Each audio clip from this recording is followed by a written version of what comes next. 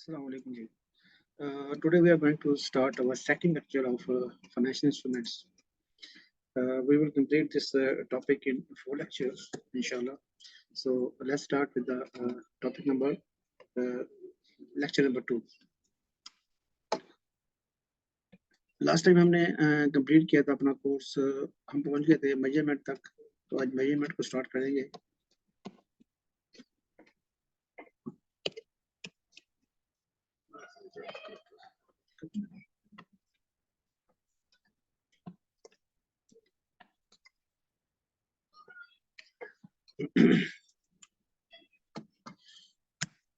चलो स्टार्ट करते हैं इसका लेक्चर. आज हम बात करेंगे फाइनेंशियल इंस्ट्रूमेंट में कि इसकी मेजरमेंट कैसे होती है. मेजरमेंट का मतलब क्या है? सिंपल मतलब है कि आपने इसकी जो अमाउंट है उस अमाउंट को आपने कैसे कैलकुलेट करना है. तो वो हम यहाँ सीखेंगे कि हमारे जो फाइनेंशियल इंस्ट्रूमेंट्स हैं, इसके जो फाइनेंशियल एसेट्स हैं और जो फाइनेंशियल लायबिलिटीज हैं, इसकी हम जो है वो अमाउंट को कैसे कैलकुलेट करेंगे. ठीक है जी, तो इसको स्टार्ट करते हैं.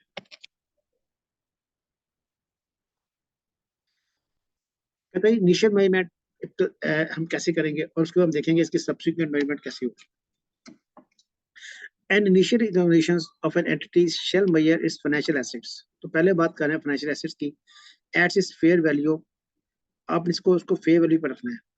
Plus in case of a financial asset not a fair value through profit and loss transaction cost that are directly attributable to the acquisition of the financial assets. तो कहते हैं कि आपके 3 मेथड है, कॉस्ट मेथड है. एक fair value through OCI और दूसरा फेयर वैल्यू थ्रू पीएल है.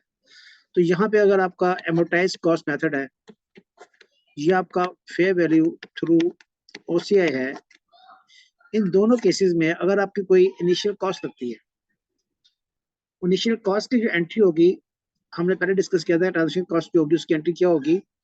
हमने कहा था कि जब आप ट्रांजेक्शन कॉस्ट करेंगे, इस तरह बात यहाँ पे करते हैं ट्रांजेक्शन कॉस्ट की. ट्रांजेक्शन कॉस्ट उसकी एंट्री क्या होगी, इसमें कैश पे होगा, तो कैश तो हो जाएगा क्रेडिट. और डेबिट क्या होगा, वो बोलता था डेबिट जो होगा आपका फाइनेंशियल एसेट होगा, ये आपकी फाइनेंशियल लायबिलिटी होगी. तो इसका मतलब क्या है कि फाइनेंशियल एसेट की बात कर रहे हैं तो फाइनेंशियल एसेट में ये ऐड हो जाएगा और फाइनेंशियल लायबिलिटी से इसको हम सब्ट्रैक्ट कर देंगे. तो यहाँ पे वही बात ये कर रहा है कि आपने क्या करना है, हमने प्लस कर देना है इसमें. इन 2 केसेस में आपने जो फेयर वैल्यू है उसको इंक्रीज कर देना है. लेकिन अगर आपने फॉर्मूला जो है आपने क्लासिफिकेशन जो है fair value through profit and loss दी हुई है, तो फिर आप इसको पीएनएल को चार्ज कर देंगे, पीएनएल को डेबिट कर देंगे, आप इसको फेयर वैल्यू को इंक्रीज नहीं करेंगे. At initial evolution and entity shall measure the financial liability, उसको भी आपने फेयर वैल्यू पे रखना है और यहाँ पे माइनस कर देना है. सेम फॉर्मूला कि ये फाइनेंशियल लायबिलिटी क्या हो रही है, कम हो रही है, तो इसको आप यहाँ पे माइनस कर दें. इन case of the financial liability not at fair value PNL, अगर आपने पीएनएल से इसको नहीं किया हुआ तो आपने इसको कॉस्ट मेथड लिया हुआ है. यहाँ पे फाइनेंशियल लायबिलिटी में ये वाला मेथड नहीं होता, सिर्फ 2 मेथड होते हैं, राइट. तो अगर आपने पीएनएल लिया हुआ तो पीएनएल को डेबिट करते हैं, अदरवाइज क्या आप उसको फाइनेंशियल लायबिलिटी को ही डेबिट करते हैं.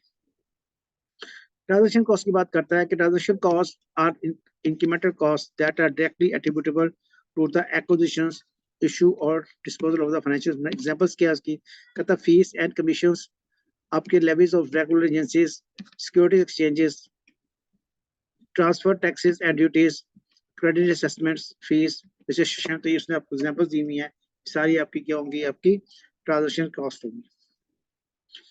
Cost that do not qualify the transaction cost are debts, premiums and discounts, financial cost, internal administrative cost and holding cost. तो ये जो कॉस्ट हैं वो आपकी फाइनेंशियल जो है वो ट्रांजैक्शन कॉस्ट नहीं है, तो इस सदी आपको पीएनएल में चार्ज करनी है. For all financial instruments that are not measured at fair value to be adult, the treatment of transaction cost is made on the instrument basis and either increase financial assets or decrease your financial liability, the amount of initial accumulation in the financial statements for financial instrument carried out fair value P&L or all other transactions related costs that do not qualify as transaction costs are expense they are incurred. तो आप mutually जो है सारी cost जो है वो अगर transfer cost नहीं है तो उसको आप पीएनएल में चार्ज कर देंगे. अब बाद में क्या होगा, बाद में आप इसकी मेजरमेंट कैसे करेंगे. आपने आज आपका सितंबर चल रहा है, सितंबर में आपने फाइनेंशियल एसेट लायबिलिटी बुक कर ली, अब 31 दिसंबर आ गया, 30 दिसंबर को क्या होगा? If financial assets are subsequently measured at amortized cost, fair value through OCI, or fair value through P&L based on the business model for managing the financial assets and their potential cash flow characteristics. तो हमने जो already बात की हुई है कि आपकी cash flow के कैरेक्टर्स क्या हैं या आपका बिजनेस मॉडल क्या है, उसकी बेस पे आप डिसाइड करेंगे कि आपको 3 क्लासिफिकेशन में से किस क्लासिफिकेशन में उसको रखना है. The business model is determining the entity's key management personnel in the way that assets are managed and their performance is reported there. ये सारी बातें हमने पिछले लेक्चर में की हुई हैं. Financial assets include within the fair value OCI category are subsequently measured at fair value. Movement in the carrying amount should be recorded through OCI except for the recognition of impairment gains or losses, interest revenues, and foreign exchange gains and losses which are recognized in profit and loss. तो fair value जो change होगा उसी की बात कर रहे हैं, उसको हमने उसी में लेके जाना. इसके अलावा जितने भी आपके हमने इंटरेस्ट आपको आ रहा है, आपको कोई गेन लॉस आ रहा है, तो वो सारे आपके रियलाइज प्रॉफिट्स हैं, वो आपके जाके सीधे P&L को ही हिट करेंगे. Fair value through P&L is the residual category है कि अगर आपकी दो कैटेगरी में आप नहीं फॉल कर रहे, कॉस्ट में और फेयर वैल्यू थ्रू OCI में, तो आप इसमें आप फॉल कर जाएंगे, P&L में फॉल कर जाएंगे. The financial assets should be classified as fair value P&L if they do not meet the criteria of fair value through OCI or amortized costs. Financial assets included within the fair value through P&L category should be measured at the fair value with all changes recorded through the profit and loss, regardless of the business model of assessment. तो ये आपकी residual category है. इसको जो आपने and पे देखना है. पहले आप दो कैटेगरीज को देखेंगे, अगर उसमें अभी फॉल नहीं करेगा तो आप इसको इसमें फेयर वैल्यू थ्रू P&L में एसेट्स को बुक कर लेंगे. Subsequent fair value through P&L, write off any expense in the profit और loss account, other methods, amortized cost or fair value through OCI, that transaction cost is capitalized and included in the initial cost of the financial instrument. Held at maturity investments, loans and receivables that many financial liabilities are usually measured at amortized cost at the initial acquisition. तो जो कहते हैं financial liabilities जो है उसमें दो ही method है. कौन सा मेथड है? ये तो कॉस्ट मेथड है आपका. ये आपके पास कौन सा है? फेयर वैल्यू थ्रू P&L है. ये जो ऑप्शन है इसके कुछ स्पेसिफिक केसेस हैं. वो कहता है 99.9% में तो आपको यहीं पे बुक करना है.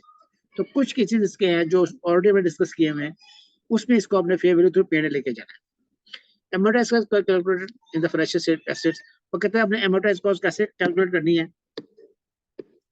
तो उसको कहता है यहाँ से अगर आप देखें, वो कहता है पहले आप इनिशियल, इसका मेथड यहाँ से समझ लेते हैं. कहता है कि आपने इनिशियल जो कॉस्ट आपकी लगी है उसको आप ले, ये आपका फाइनेंशियल एसेट है और ये आपकी फाइनेंशियल लायबिलिटी, दोनों को आपको बता रहा है कि आपने amortized मेथड को कैसे यूज करना है. तो सबसे पहले आपने इनिशियल कॉस्ट ले लेनी है, उस पर आपने क्या करना है? प्लस करना है अपने interest recognise using the effective rate. ये आपका जो इफेक्टिव रेट है इसको हम IRR भी बोल सकते हैं. तो इस रेट पे आपको जो इंटरेस्ट मिल रहा है, ये आप दे रहे हैं या आप ले रहे हैं. अगर आप दे रहे हैं, आपका एसेट है तो आपकी इनकम है, और अगर आप उसको पे कर रहे हैं तो आपकी लायबिलिटी है. और ये कौन सा रेट है आपका? ये आपका रेट है IRR. वो आपके एसेट पे ऐड हो जाएगा या लायबिलिटी में आपका ऐड हो जाएगा. उसमें से आपने क्या वापस करना है? जो आपने पेमेंट कर दी है, पेमेंट जो आप इंटरेस्ट का कर रहे हैं वो आप उसको माइनस कर देंगे, तो आपका क्लोजिंग बैलेंस आ जाएगा एसेट का लायबिलिटी. तो ये इसका मेथड है amortized कॉस्ट को निकालने का. इसको हम आगे थोड़ा डिटेल में डिस्कस करेंगे. ये सारा इसने जो वर्डिंग लिखी हुई है मैं इसको स्किप कर रहा हूँ, आप पढ़ लीजिएगा. मैंने ऐसे आपको एक्सप्लेन कर दिया है कि ये स्टैंडर्ड आपको क्या कहना चाह रहा है. आगे कहता है interest expense is measured using the effective rate. अब अगर मैं बात करूँ थोड़ा सा आपको समझाने के लिए, या तो थोड़ा सा इसको थोड़ा सा क्लियर करते हैं ये क्या कहना क्या चाहता है. ये मेथड आप थोड़ा सा समझ लें, बिल्कुल इजी सा मेथड है. वो कहता है क्या है? कहता है कि आपने एक एसेट परचेज किया, राइट. आपने एक एसेट परचेज किया या आपने एक लायबिलिटी ली, आपने एक लायबिलिटी ली, फाइनेंशियल लायबिलिटी आपकी है.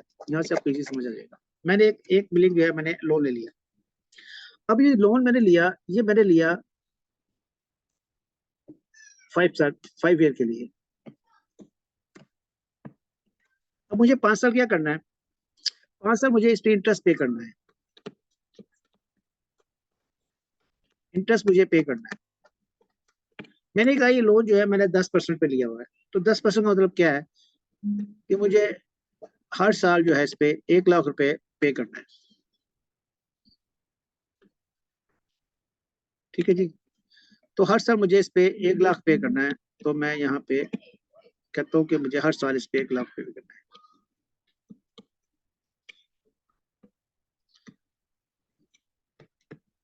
राइट जी, और at the end of the 5th year मुझे प्रिंसिपली वापस करते थे। राइट जी, यहां तक मुझे समझ आया कि मैंने एक लोन लिया 1 मिलियन का, उस 1 मिलियन पे जो है मुझे इंटरेस्ट पे करना है, 10% इंटरेस्ट पे लोन लिया हुआ है, और at the end of the tenure 5th year मुझे प्रिंसिपल पे करना है। अब ये जो पेमेंट है, ये पेमेंट हो रही है, कैश पेमेंट है इंटरेस्ट की। अब स्टैंडर्ड कहता है कि जो आपने इंटरेस्ट पे करना है, क्या यही इंटरेस्ट जो है आपका पीएनएल में जाएगा? अगर यही इंटरेस्ट आपका पीएनएल में जाना है तो वो आपका एक्सपेंस बन जाएगा। ये जो इंटरेस्ट आप पे कर रहे हैं आपका एक्सपेंस नहीं है, एक्सपेंस आपका कुछ और होगा। वो क्या होगा? वो कहता है यहाँ पे आप एक आईआरआर कैलकुलेट करें इसका। ये इंटरेस्ट होगा, आईआरआर होगा, इंटरनल रेट ऑफ इंटरेस्ट, जिसको ये इफेक्टिव इंटरेस्ट रेट भी बोल रहा है। ये इसको बोल रहे हैं effective interest rate, effective interest rate. तो ये आप कैलकुलेट करेंगे, और ये आपका जो इंटरेस्ट होगा इसको आपने पीएनएल में लेके जाना है। This is your profit and loss expense. जो आप इंटरेस्ट पे कर रहे हैं कैश में, that is not your PNL expense. असल में जो आपका आईआरआर है, ये आपका इफेक्टिव इंटरेस्ट रेट है, that is your that is your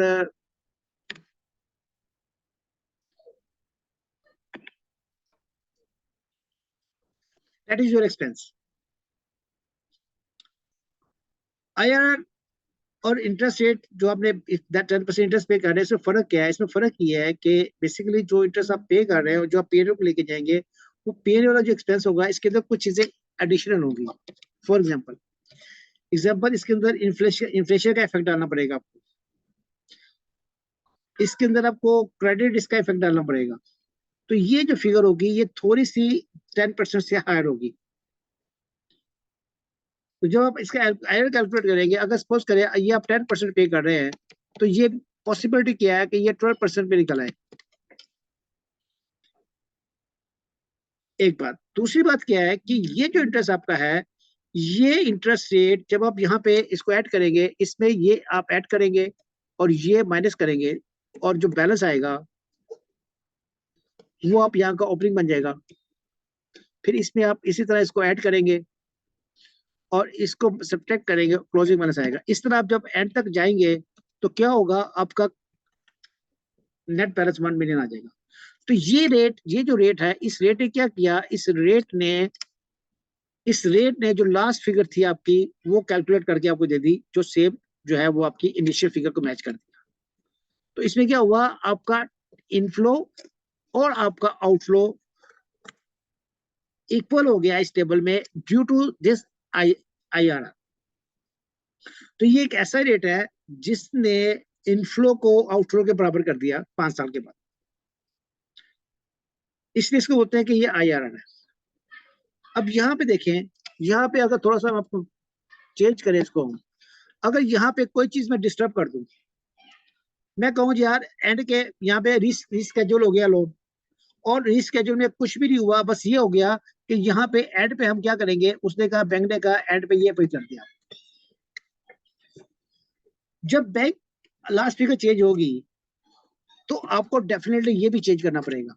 अब अगर मैं इसको 12% पे रखूं तो एंड पे तो 1 मिलियन निकलेगा, लेकिन अब मुझे एंड पे 1.2 मिलियन चाहिए, तो डेफिनेटली मुझे आईआरआर को चेंज करना पड़ेगा।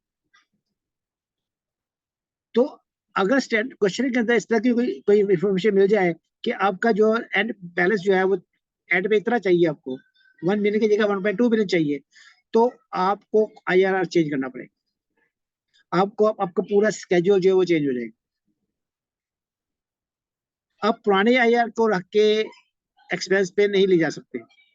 अगर आप 12% ही कैलकुलेशन करेंगे तो एंड पे तो 1 मिलियन आएगा, लेकिन अभी जो आपको एंड पे जो है 1.2 मिलियन चाहिए, तो it means that I have to change my IRR. इसी तरह सपोज करें कि यहाँ पे आके वो कहता है कि यहाँ पे आप इंटरेस्ट जो है वो मुझे आप थोड़ी ज्यादा दे दें, ठीक है, 1,20,000 दे दें, बाकी ठीक है। अब देखिए फिर कैश फ्लो चेंज हो गया। अब क्या कैश फ्लो चेंज हुआ, क्या अब मुझे आईआर चेंज करना है, मुझे बिल्कुल आईआर चेंज करना है।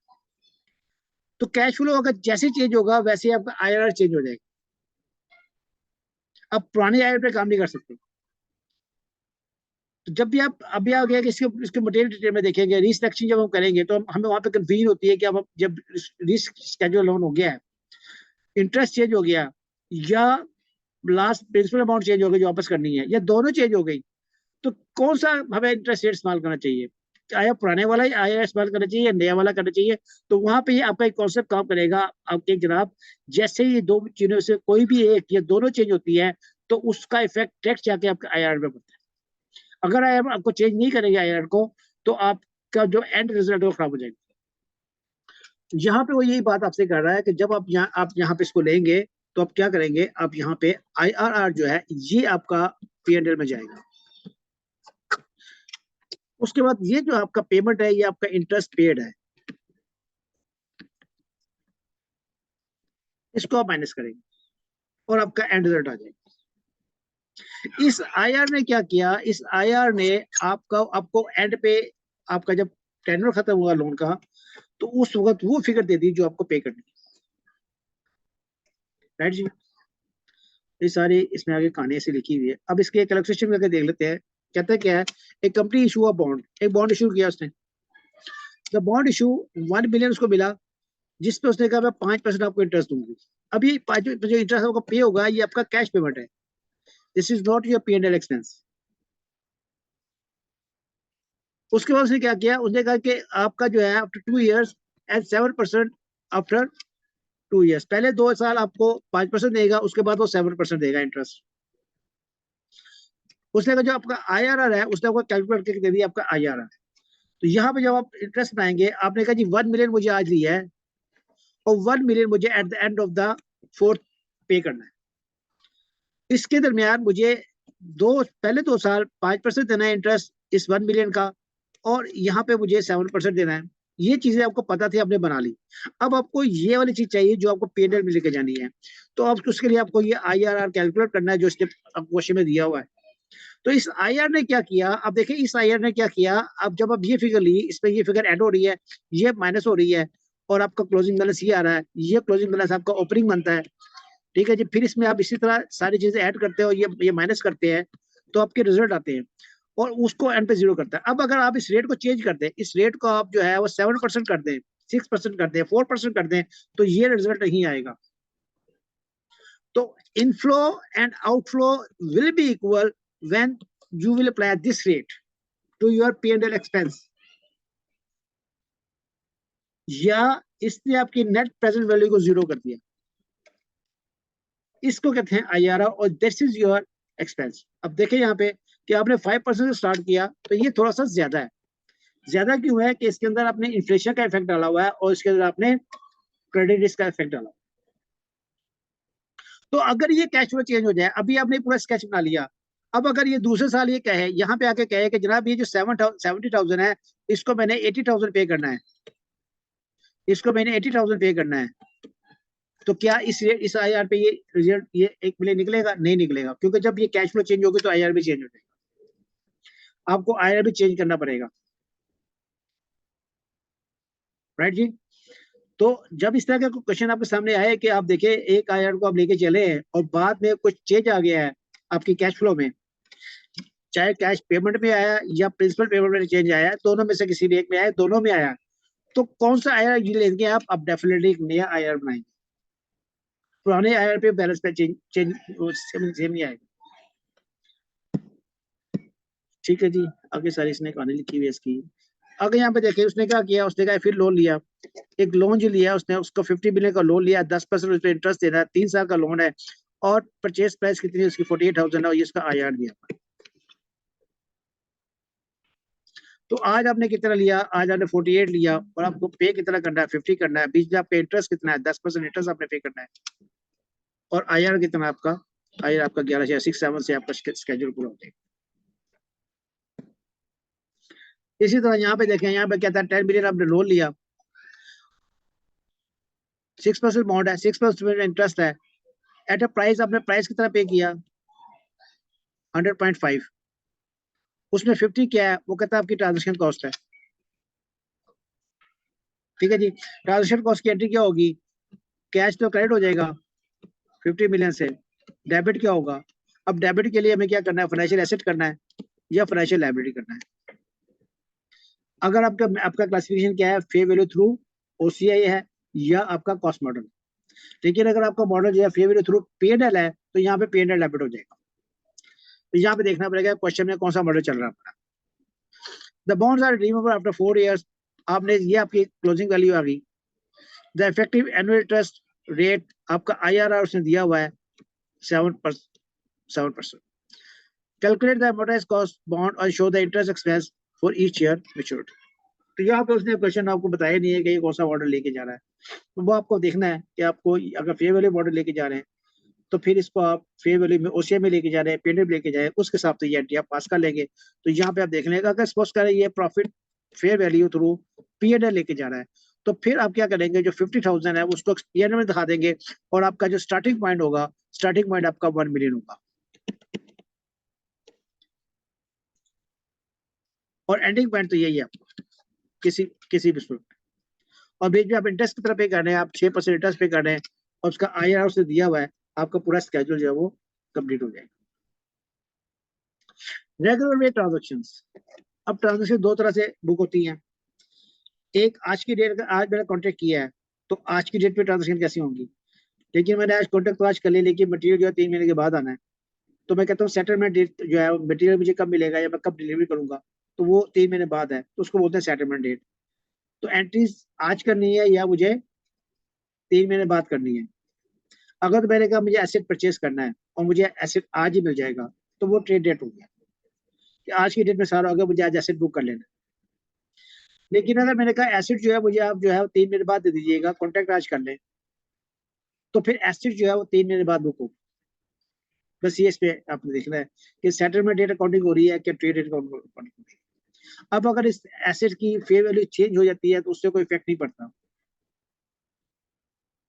क्योंकि एसेट तो मैंने सेल कर दिया, अब उसकी फेयर वैल्यू चेंज हो भी जाएगी तो मुझे इसको फायदा नहीं होने वाला। ठीक है जी, अब आप देखें कि यहाँ पे दो डेट्स हैं, उसको ट्रीटमेंट कैसे होगा, एसेट जब आएगा तो हम कैसे बुक करेंगे। इन सब market financial instruments a contract might be contract entered into one date trade date and settle in and later date settlement date. तो आज की डेट जो है उसको बोला ट्रेड डेट है, लेकिन ये आपकी सेटलमेंट जो है वो 3 महीने बाद होनी है, तो उसको हमने कहा सेटलमेंट डेट है। According to the rules of the market, for example traders of Pakistan Stock Exchange are typically settled 2 days after the trade date. Such transactions described as regular way of transactions. Regular way of purchase and sales, a purchase or sale of financial asset under a contract whose terms require delivery of the assets within the time frame established generally by regulations and conventions of the market.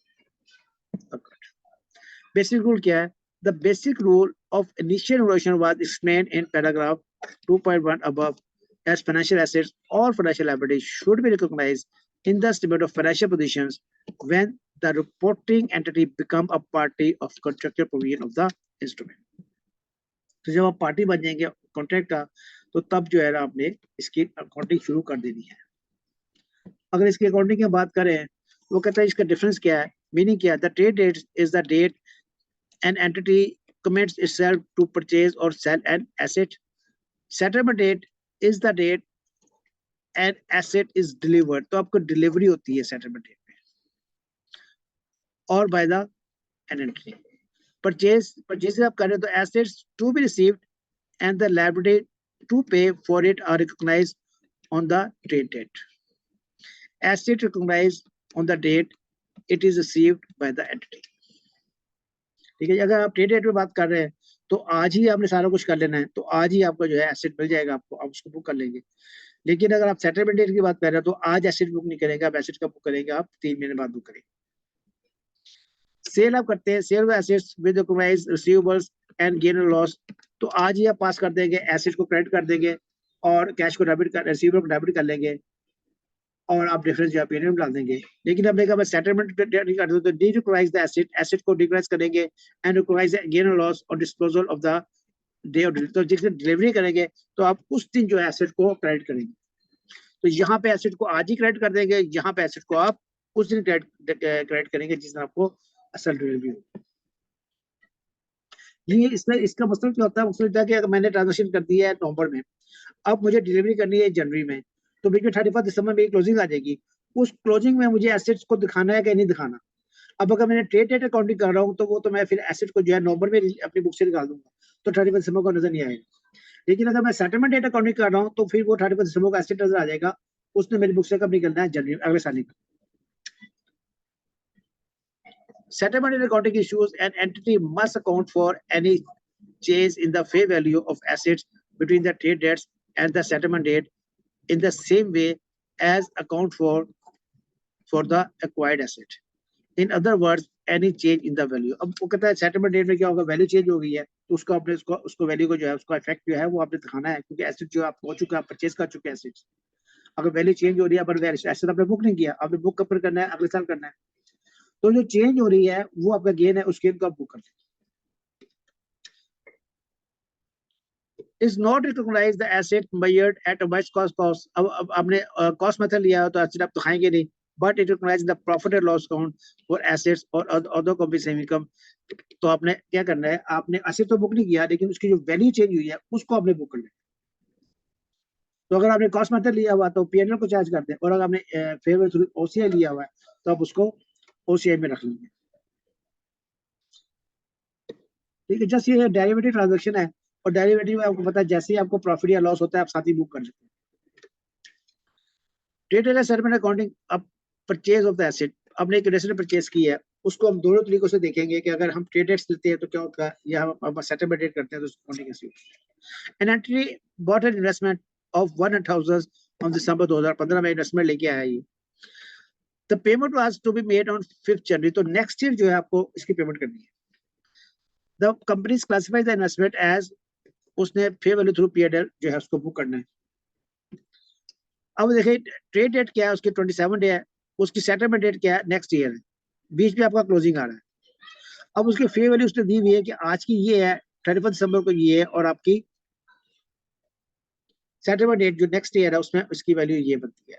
अब आपने क्या किया, आपने investment किया, आपने assets लेके आए हैं, उसके 3 फेयर वैल्यू आपको दी हुई है। अब हमें देखना है कि अगर मैं आज की डेट में अकाउंटिंग करूं तो डेफिनेटली मैं एसेट आज ही बुक कर लूंगा, और अगर मैं सेटलमेंट में अकाउंटिंग करूं तो मैं एसेट जो आज बुक नहीं करूंगा, मैं एसेट को अगले साल 2016 में बुक करूंगा। अब देखिए इसको ट्रीटमेंट कैसे होगा। पहले वो बात करता है, वो कहता है जनाब ट्रांजैक्शन अकाउंटिंग एज एट, आपने कहा जी मैंने आज ही अकाउंटिंग करनी है इसकी, तो आपने आज ही अकाउंटिंग करनी है तो आज ही आपने एसेट्स को जो है वो डेबिट कर लेना है और एक पेबल जनरेट कर देना है 1000 से, जो आपकी आज की फेयर वैल्यू है। तो आप ये एंट्री आज ही पास कर देंगे क्योंकि हमने आपने जो है वो ट्रेड डेट अकाउंटिंग सेटल की। अब क्या हुआ, आपकी 31 दिसंबर आया तो ये आपकी इनिशियल हो गया, ये आपका सब्सिक्वेंट हो गया। तो इनिशियली आपने फेयर वैल्यू पे उसको बुक कर लिया क्योंकि आज ही बुक करना था मुझे, मैं ट्रेड डेट अकाउंटिंग कर रहा हूँ। अब आया 31 दिसंबर तो उसकी वैल्यू 5 तरफ बढ़ गई, 5 रुपीज बढ़ गई, ठीक है जी, उसकी वैल्यू बढ़ गई 5 रुपए से। तो ये 5 बड़े वैसे बढ़ेगी तो मैं क्या करूंगा, मैं उसकी वैल्यू फ्रेशर्स को डेबिट करके उसको पीएनओ को चार्ज करूँ। मैंने फेयर वैल्यू थ्रू पीएनओ लिया, अगर फेयर वैल्यू थ्रू ओसीआई लिया होता तो मैं उसी को चार्ज कर देता, तो मैंने ऐसे इंगेज कर दिया। फाइनली जनवरी में पेमेंट होगी तो पेमेंट मेरा डेबिट हो जाएगा, कैश क्रेडिट हो जाएगा, तो मेरी जो है एंट्रीज पूरी हो गई ट्रेड डेट के हिसाब से। तो ट्रेड डेट में मैंने क्या किया, मैंने एसेट को आज ही बुक किया, इनिशियल, इसको बोलते हैं इनिशियल मेजरमेंट, इनिशियल मेजरमेंट। तो इनिशियली मैंने इसको फेयर वैल्यू में बुक किया, और 31 दिसंबर को जब उसकी वैल्यू बढ़ी तो मैंने अपने एसेट्स को जो है बढ़ा लिया और डिफरेंस में क्या ले गया, मैं उसको पीएनएल में ले गया क्योंकि मैंने fair value through PNL adopt किया हुआ है क्लासिफिकेशन। नेक्स्ट ईयर जब पेमेंट आई तो पेमेंट को मैंने पेमेंट डेबिट करके और कैश को क्रेडिट कर दिया। अब आप आ जाए कि आपने कहा कि हम तो जो है वो सेटलमेंट डेट अकाउंटिंग लेंगे, हम ट्रेड अकाउंटिंग नहीं लेंगे। तो सेटलमेंट डेट पे आज इस साल 2015 में तो एसेट मेरे पास आया नहीं है, तो मैं एसेट तो बुक करूंगा नहीं। तो पहली एंट्री जो मैंने की थी यहाँ पे, ये पहली एंट्री, ये एंट्री ये सेटलमेंट में नहीं होगी। ये वाली एंट्री जो है ये सेटलमेंट डेट अकाउंटिंग में, इसको मैं नहीं लूंगा क्योंकि मैंने एसेट आज नहीं लेना। मुझे मेरे पास जो एसेट है फाइनेंशियल एसेट जो है मेरा जनरेट कब होगा, वो नेक्स्ट ईयर में होगा। तो पहली एंट्री तो मैं नहीं करूंगा। दूसरी एंट्री जो है वो इसने, इसकी वैल्यू 5 दिरहम बढ़ गई है, 5 रुपीज बढ़ गई है, जो ये 5 रुपए बढ़ेगी इसकी वैल्यू। तो वो एंट्री जो यहाँ पे मैंने की है वो सेम एंट्री में, जो मैंने ये वाली एंट्री की है, ये एंट्री सेम मैं पास करूंगा सेटलमेंट अकाउंटिंग में। तो ये मैंने एंट्री पास कर लेकिन यहाँ पे मेरे पास एसेट था तो मैंने एसेट डेबिट किया था, लेकिन यहाँ पे एसेट नहीं है तो मैं इसको रिसीवेबल को डेबिट कर। अब पेमेंट होगी लास्ट जब सेटलमेंट डेट आएगी तो एसेट को बुक करूंगा। अब ये इनिशियल बुकिंग हो रही है, इनिशियल,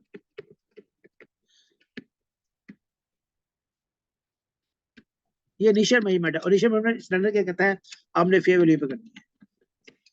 तो यहाँ पे सेटलमेंट अकाउंटिंग में इनिशियल पेमेंट कब हो रही है, लास्ट डेट पे 3 महीने बाद जो फाइनल डेट आई है।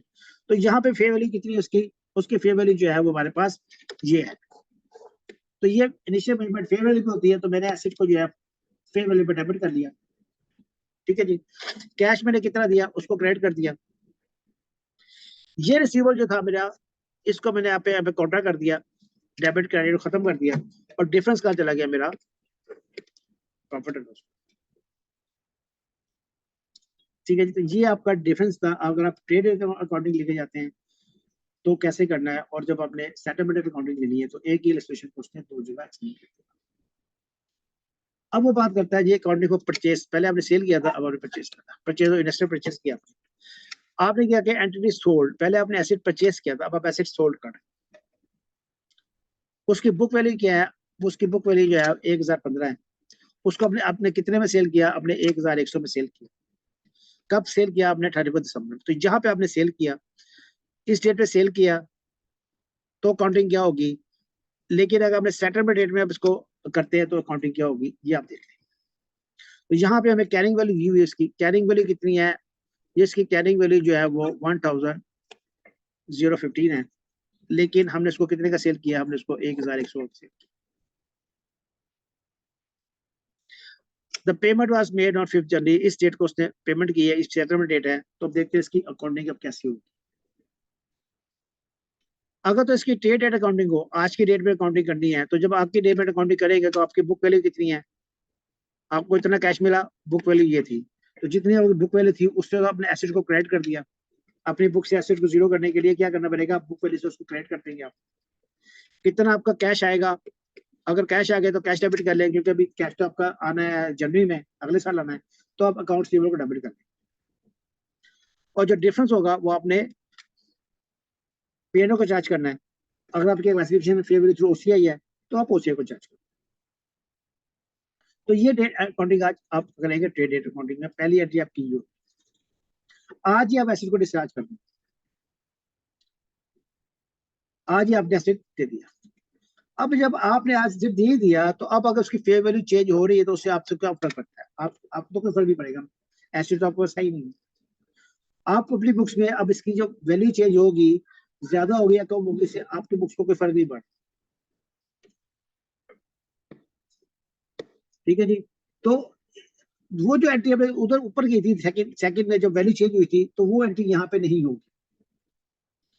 यहाँ पे क्या होगी, लास्ट में जब पेमेंट करेंगे, पेमेंट आपको कैश में आएगी, कैश डेबिट करके आप रिसीवेबल करेक्ट करके आप अपनी एंट्रियां अकाउंट बुक्स क्लोज कर देंगे।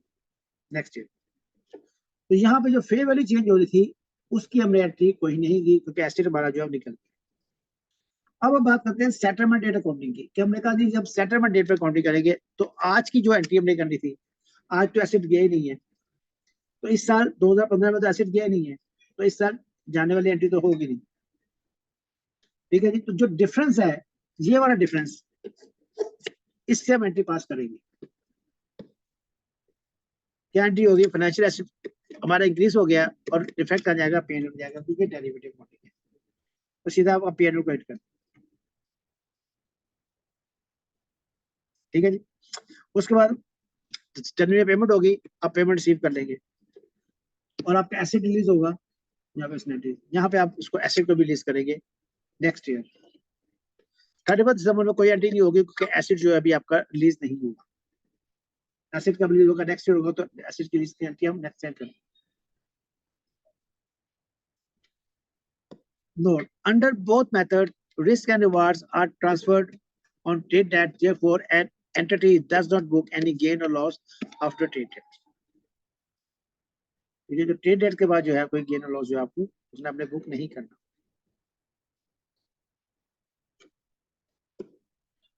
अदर मेजरमेंट रूल्स क्या है आपके?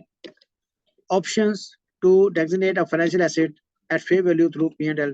A company may at initial valuation irrevocable designation. हमने कहा था, बात की थी पिछले कि हमने जो इन्वेस्टमेंट है वो उसको अपने P&L में डालना है, लेकिन आप एक ऑप्शन ले सकते हैं इसको आप OCI में रखना। तो उसका क्या होगा? Designate financial assets at measured at fair value through profit and loss account is going to be so eliminate and significantly reduce the measurement or recognize inconsistency that would otherwise arise by the assets and liability gain or loss on the different basis. तो कहते हैं अगर आपने P&L में लेके जाना था, आप उसे भी लेके जा रहे हैं, तो आपने एक irrevocable ऑप्शन ले लिया है, तो अब वो कभी भी है जो है OCI जब भी क्लोज होगा तो OCI कहाँ पे क्लोज होगा?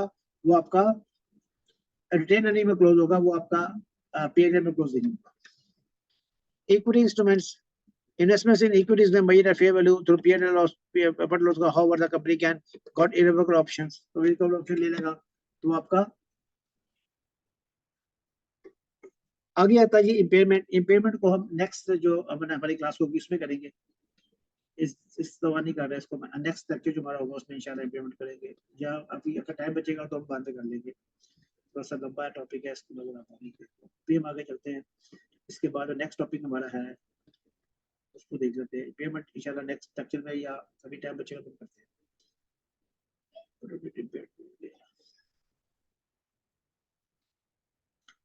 देन एम्बेडेड डेरिवेटिव हम हेजिंग में करेंगे, ऊपर डेरिवेटिव और एम्बेडेड डेरिवेटिव का कांसेप्ट जो है हेजिंग वाला जब टॉपिक शुरू करेंगे, लास्ट लेक्चर हमारा जब फोर्थ लेक्चर होगा उसमें हम इसको कवर करेंगे। अब आता है D recognition of financial instrument, कि आपने इसको अपनी बुक से कैसे इसको निकालना है। D recognition of financial assets और फाइनेंशियल लायबिलिटीज और एक्सटेंशन ऑफ फाइनेंशियल लायबिलिटी आपका इफ्रिक है, तो हम इस इफ्रिक की बात करेंगे आज के कैसे होगा। फाइनेंशियल एसेट्स डी रिकॉग्नाइज कब करेंगे आप? कहता है derecognise is the removal of previously recognized financial assets or financial liability from entity statement of financial position. तो बैलेंस शीट से आपने अपने एसेट्स को या अपने लायबिलिटी फाइनेंशियल एसेट या फाइनेंशियल लायबिलिटी को कैसे मूव करना है, उसको हम बोलते हैं डी रिकॉग्नाइज कर दिया। Most transactions involving declaration of financial assets are straightforward. However, financial assets may be subject to complicated transactions where some of the risks and rewards that attach to the assets are retained, but some are passed on. It means that financial assets is recognized if one of the three combinations of circumstances occurs. पहला क्या जी? The contractual right of the cash flows of the financial assets expired. Contractual right आपने contract किया था, आपको पैसे मिलेंगे, पैसे मिल गए तो आपको एसेट को निकालना पड़ेगा। या a financial asset is transferred and substantially all the risk and rewards of the ownership pass to the transfer. आपने बैंक से जाकर डिस्काउंट कर लिया और आपने बैंक से कहा अभी आप कुछ जाओ तो वो जाने हमारा काम खत्म हो गया है, तो वो कहता है जब अब रिस्क किसके पास चला गया? बैंक के पास चला गया। अब बैंक जाने और आपका डेटर जाने, आपका काम खत्म हो गया, आप एसेट्स को खत्म कर। A financial asset is transferred substantially all the risk and rewards of ownerships are neither transfers nor retained but controls and transfers. वो कहता है कि आपने बैंक को दे दिया, डिस्काउंट करा लिया, लेकिन आपने बैंक से कहा कि अच्छा ठीक है, अगर मेरा दिल करेगा तो मैं आपसे सिल्वर वापस ले लूंगा और आपको कैश वापस कर दूंगा। तो आपने रिस्क एंड रिवार्ड ऑप्शन कर दिए कि ठीक है, अगर मैंने कहा ठीक है डेटर्स तुम्हारा है, तुम जानो वो जाने, या मैंने कहा नहीं नहीं नहीं, ऐसा होगा कि हो सकता है कि मैच्योरिटी से पहले पहले मैं आपको आपके पैसे वापस कर दूं और रिसीवर्स मेरे पास आ जाए और मैं खुद जाकर उससे पैसे कर दूं। तो ये अगर ऑप्शनल हो जाएगा तो वहां पे वो कहता है आपको देखना पड़ेगा कि कंट्रोल किसके पास है। अगर तो कंट्रोल आपने लूज कर दिया तो फिर जो है वो आप एसेट को डिरिकॉग्नाइज करते हैं। अब मैं आपको यहाँ पे थोड़ा और समझाता हूँ हुआ क्या। ये मिस्टर ए था, ये एक पार्टी थी, ये दूसरी पार्टी बैंक था।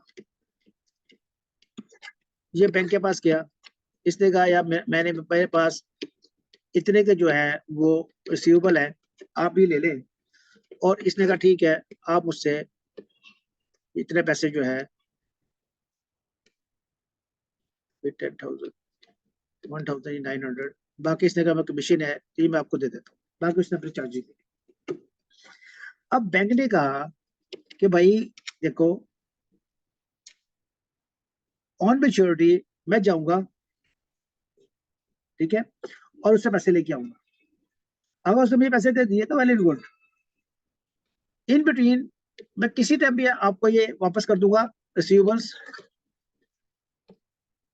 अकाउंट रिसीवेबल वापस कर दूंगा, ठीक है जी, और आप मुझे पैसे वापस कर दीजिए। तो ये बैंक से ऑप्शन अपने पास रख ली। बैंक ने ऑप्शन रखी हुई है कि मैं चाहूं तो मैं जाके उससे पैसे ले आऊं, मैं चाहूं तो मैं डेटर से पैसे ले आऊं, मैं चाहूं तो मैं आपके पास आके आपसे रिकवरी करूं। अब स्टैंडर्ड कहता है इस सूरत में आपको क्या इसको अकाउंट रिसीवेबल जो है अपनी बुक में दिखाने के नहीं दिखाने, तो वो कहता है यस आपने दिखाने हैं। आपने अकाउंट रिसीवेबल को डीरिकॉग्नाइज नहीं करना, क्योंकि आपने बैंक को ऑप्शन दी हुई है कि चाहो तो जाके डेटर से पैसे ले आओ, चाहो तो मेरे पास आ जाना, उससे कैश ले जाना, मैं जानू रिसीवेबल जानू। तो इस सूरत में आप डीरिकॉग्नाइज नहीं करेंगे। लेकिन स्टैंडर्ड कहता है कि यहाँ पे एक वर्ड यूज हो, कहता है कंट्रोल। देखो यार किसके पास है कंट्रोल, किसके पास है, इसके पास कंट्रोल है, ये अभी फिलहाल कंट्रोल कर रहा है। अब ये क्या करता है, ये बैंक एक दूसरे बैंक के पास जाता है, इसको बीच में पैसों की जरूरत पड़ गई, दूसरे बैंक के पास गया, इसने अकाउंट सेवर इसको ट्रांसफर कर दिया। तो अब कंट्रोल जो है, अब ये कंट्रोल यहाँ पे शिफ्ट हो गया। तो स्टैंडर्ड कहता है अगर इस बंदे के पास से कंट्रोल, इस बैंक से कंट्रोल निकल गया है, तो आप जो है अपने अकाउंट रिसीवेबल को डी रिकॉग्नाइज कर दो। ये बात वो कर रहा है कि ये जो कंट्रोल है, इस कंट्रोल को देखे कि इसके पास कंट्रोल रहा कि नहीं रहा। इसने कंट्रोल आगे ही ट्रांसफर कर दिया है, तो फिर आप इसको रिकॉग्नाइज करें। ठीक है जी, चलो आगे इसका एक चार्ट बनाया हुआ है, चार्ट को डिस्कस कर लिया। कहते हैं जनाब सबसे पहले आप क्या करें, आप जो जितने अगर कंसोलिडेटेड है तो आप पहले क्या करें, आप कंसोलिडेटेड फाइनेंशियल स्टेटमेंट बना लें। उसके बाद आप क्या जाके देखिए, आप देखें determine whether the decognized principles below are applied a part or full assets। क्या प्रिंसिपल है, कहता है have a right to cash flow from the asset expired। तो पहला जो पॉइंट था ऊपर, ये 3 पॉइंट थे, इसको डिस्कस करेंगे हम। ये हमने 3 पॉइंट इसने दिए ना, 1 2 3, ये 1 2 3। तो ये अब 3 पॉइंट जो है वो एक टेबल की फॉर्म में डिस्कस कर रहा है आपसे। तो पहला पॉइंट उसने क्या किया, उसने कहा जनाब वो जो राइट था क्या डिस्चार्ज हो गया है, क्या आपको कैश मिल गया है, हाँ जी कैश मिल गया है, तो आप एसेट को डीरिकॉग्नाइज कर। अभी कैश नहीं मिला, वो कहता ठीक है, अब दूसरे पॉइंट पे चले जाए। दूसरा पॉइंट क्या है, entity transfer is right to receive the cash flow. क्या उसने डिस्काउंट करा लिया इसको, वो कहता है हाँ जी मैं तो बैंक से डिस्काउंट करा लिया, बैंक जाने वो क्लाइंट जाने, तो वो कहता है फिर इसको आप डीरिकॉग्नाइज करते हैं। ठीक हो गया जी। उसका कहता है has the entity assume the obligation to pay the cash flow. अभी तीसरी ऑप्शन क्या है, ऑप्शन वाला क्वेश्चन आ गया, ऑप्शन हो गया क्योंकि ऑप्शनल कर दिया इसको, आपने ऑप्शन दे दिया है। तो अभी आप जो है क्या करेंगे, entity has assume an obligation, उसने ऑब्लिगेशन ले ली, उसने कहा अभी रिस्क मेरे पास ही है, तो मैं जब बैंक से पैसा आया है उसकी एक ऑब्लिगेशन क्रिएट कर देता हूँ। जब आपने ऑब्लिगेशन क्रिएट कर दी है, वो कहता है has the entity assumed an obligation to pay the cash flow from the asset. अगर ऐसा नहीं है तो continue to recognise the asset. Has the entity assumes an obligation to pay the cash flows from the assets. तो asset से जो cash flow आएगा वो मैं पे करूंगा। ठीक है, ऐसी ऐसी बात नहीं है। जब मैंने कैश कराया तो बैंक के पास चला गया पैसा, बैंक के पास राइट चले गए, ठीक है ना जी। तो बैंक ने मुझे कैश दे दिया, वो कैश को मैंने क्या कर दिया, उसकी मैंने ऑब्लिगेशन क्रिएट कर ली। मैंने कहा ये पैसा बैंक को वापस करना है। Has the entity assume, entity assume क्या किया, एन ऑब्लिगेशन, उसने एक ऑब्लिगेशन बना ली, एक लायबिलिटी बना ली, to pay the cash flow from the asset, के एसेट से जो कैश फ्लो आएगा वो मैं किसको पे करूंगी, तो एसेट से कैश फ्लो आना है, अकाउंट जीरो से पैसा मुझे आना है। ठीक है जी। तो अकाउंट जीरो तो मेरे पास ही है अभी, तो मैं उसको अभी क्या करूंगा, कंटिन्यू टू, अभी मैं अकाउंट से अपने पास ही रखूंगा, क्योंकि मैंने उससे पैसा लेना है और फिर मैंने जाकर उसको पे करना है। अगर ऐसा है यस, तो has the entity transfer substantially और द रिस्क एंड रिवार्ड्स, तो यहां से आपका ये तीसरा पॉइंट शुरू हो जाएगा कि आप जो रिस्क एंड रिवार्ड्स है वो आपने ट्रांसफर कर दिए कि नहीं कर दिए। अगर रिस्क एंड रिवार्ड आप ट्रांसफर कर चुके हो तो आप उसको डीप्रेस कर दो, आपका रिस्क एंड रिवार्ड है ही नहीं। लेकिन अगर आपने रिस्क एंड रिवार्ड ट्रांसफर नहीं किए अभी, आपके पास ही है, तो फिर आप क्या करेंगे, has the entity and retain substantially और द रिस्क एंड रिवार्ड्स, सारे आपके पास ही है, तो ऐसे प्रिपेयर रखो। अगर नहीं तो वो बात क्या करेगा, कंट्रोल चेक करो किसके पास। अगर कंट्रोल आपके पास से चला गया है, या आपके पास ही है या आपके पास नहीं है, अगर आपके पास नहीं है तो आप उसको डिक्लाइज कर दें। जिसको हमने बैंक को कंट्रोल दिया था उसके पास नहीं है, उन्हें आगे ट्रांसफर कर दिया, तो उसको डिक्लाइज कर दे। अदरवाइज क्या है, अभी इसको आप कंटिन्यू अपने मार्केट। तो ये जो तीन अपने पॉइंट पड़े थे, उस तीन पॉइंट्स को जो है उसने यहाँ पे आपको एक टेबल फॉर्म में बना के दे दिया। ये जो ओरिजिनल स्टैंडर्ड है वही चीज ने उठाया हुआ। एग्जाम्पल देखते हैं जी क्या कहते हैं। Most of the transactions consider involve the receipt of cash transactions where the asset is derecognized may lead to the recognize the profit or loss count on disposal. Transactions where the assets are not derecognized lead to the recognition of liability for the cash receipts. तो कहता है अगर आपने cash अपने assets को recognise नहीं किया, आपकी बुक्स में ही है, तो जो पैसा आपने लिया है बैंक से उसको आप एक लायबिलिटी बना के अपने शो करते हैं। यहाँ देखेंगे एक collect 10,000 that is owned by the customer, उसने क्या किया, उसने कैश को रिसीव किया। जब पहला पॉइंट आपका है उसमें कैश आ गया, तो आपका रिसीवेबल जो है वो डीरिकॉग्नाइज हो जाएगा। दूसरे में क्या कहता है उसके पास 1 लाख रुपए रिसीवेबल था, उसने क्या किया, उसने बैंक के पास किया, उसको कहा जी 80% एडवांस पे जो है उसको कैंसिल कर दो और 8,000 जो चार्जेस पे कर दो। ठीक है जी। Debts are factored without recourse and balance amount 12,000 will be paid after 30 days। उसमें आपने क्या करना है, आपने देखना है जनाब, have the contractor rise of cash flows और फाइनेंशियल एज एक्सपायर्ड, तो कहता है अभी एक्सपायर्ड नहीं हुए, आपको कैश तो मिला नहीं है, तो अभी आपने क्या करना है, आपने नेक्स्ट क्वेश्चन पूछना है। नेक्स्ट क्वेश्चन क्या है, has asset been transferred to another party, yes, हमने क्या किया, हमने उसको डिस्काउंट करा लिया बैंक से। अब वो कहता है जब आपने डिस्काउंट कर लिया है तो आपके पास सब्सटेंशियली रिस्क एंड रिवार्ड जो है वो पास हुए कि नहीं। The receivables are factored without resource, so ABC has passed the risk and rewards to the ownership। पास हो गए, जब पास हो गए तो आप एसेट्स को डीरिकॉग्नाइज कर दो। ठीक है जी। 80% बाकी जो आपका बैलेंस बचेगा वो आपको P&L से चार्ज हो जाएगा। ठीक है, जितना आपको कैश मिला बाकी उसने क्या किया, बाकी उसने बैंक चार्जेस में एडजस्ट कर दिया। अब वो कहता है जनाब तीसरा फैक्टर लेके आता है, 1 लाख के रिसीवेबल से 80% डिस्काउंट कराया, 8,000 चार्जेस ने, फर्दर 12% उसका जो है फर्दर एडवांस जो है 12% है will be received by the seller to the customers pay on time. इसमें क्या होगा, वही 3 क्वेश्चन आप पूछेंगे। आपने कहा जी राइट्स चला गया नहीं गया जी, पहला वाला नहीं हुआ, कैश नहीं मिला। दूसरा होने का जी आप ट्रांसफर कर दिया, बिल्कुल ट्रांसफर कर दिया जनाब। उसके बाद सब्सटेंशियली और द रिस्क एंड रिवार्ड आपके पास हुए, पहले वाले एग्जाम्पल में पास हो गए थे, यहाँ पास नहीं हुए। वो कहता है that's is factored by resource so that that's risk stay with ABC। In addition, ABC assess the further rewards as further sums of receivables the customer paid on time। ABC has kept the future risk and rewards relating to 80,000 this element receivables। तो अभी आप क्या करेंगे, क्योंकि इसके बाद उसने अपने ट्रांसफर नहीं किए हैं, तो वो क्या करेगा, एक लायबिलिटी जनरेट कर लेगा, अपने एसेट को डीरिकॉग्नाइज नहीं करेगा। ठीक है जी।